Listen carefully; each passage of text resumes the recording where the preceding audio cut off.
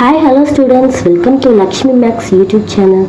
நாம் இப்போ நம்ம சேனலில் குவார்ட்டர்லி எக்ஸாமோட தமிழ் கொஸ்டின் பேப்பரோட ஆன்சர் கீ தான் பார்க்க போகிறோம்.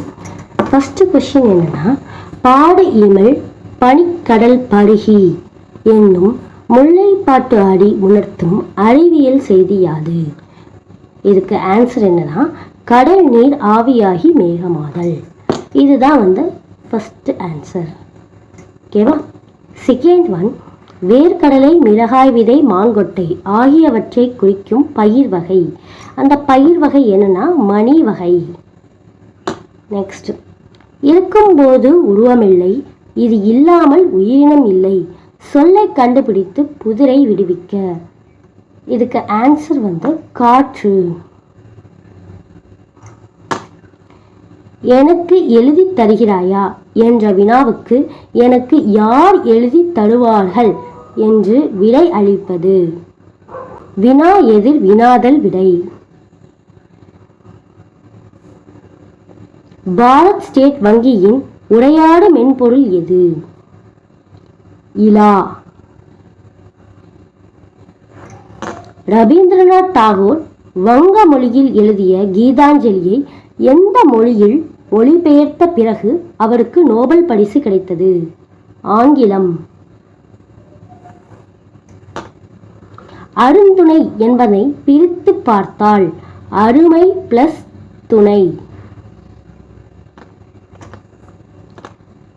பெப்பர் என்ற இயந்திர மனிதனை உருவாக்கிய நாடு? ஜப்பான். சென்றான் முருகன் என்ற தொடரை பெயரச்சத் தொடராக மாற்றுக. பெயரச்சம்னா எப்பயுமே ஆள முடியும். அப்ப நம்மளுக்கு சென்ற ஆண் வருதா, சென்ற முருகன். அதுதான் ஆன்சர். பெரிய மீசை சிரித்தார் இச்சொல்லுக்கான தொகையினை சிரித்தார் இச்சொல்லுக்கான தொகையினை தொகை வகை எது? அன்மொழி தொகை.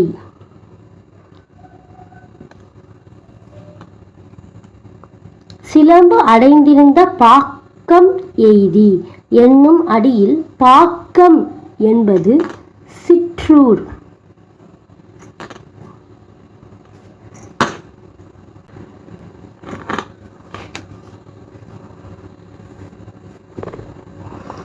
பாடலடியை படித்து பின்வரும் வினாக்களுக்கு விடையளிக்கவும். பாடலடி கொடுத்துருக்காங்க. இந்த பாடலடி எங்க இருந்து எடுத்துனா கம்பராமாயணத்தில் எடுத்தப்பட்ட பாடலடி. இப்பாடலை இயற்றியவர் யாருன்னா கம்பர். இப்பாடலை இயற்றியவர் கம்பர். நெக்ஸ்ட் கொஸ்டின், இப்பாடலில் இடம்பெற்றுள்ள நூல். நூல் ஆல்ரெடி நம்ம சொல்லியாச்சு. இப்பாடலில் இடம்பெற்றுள்ள நூல் கம்பராமாயணம். வெய்யோவெனு மிடையாளோடு மிலாயோனோடு போனான் என்ற அடிகள் இடையான் இளையான் என்று குறிப்பிடுபவர்கள் யாவர்? இடையான் இளையான் என்று குறிப்பிடுபவர்கள் சீதை, லக்ஷ்மணன்.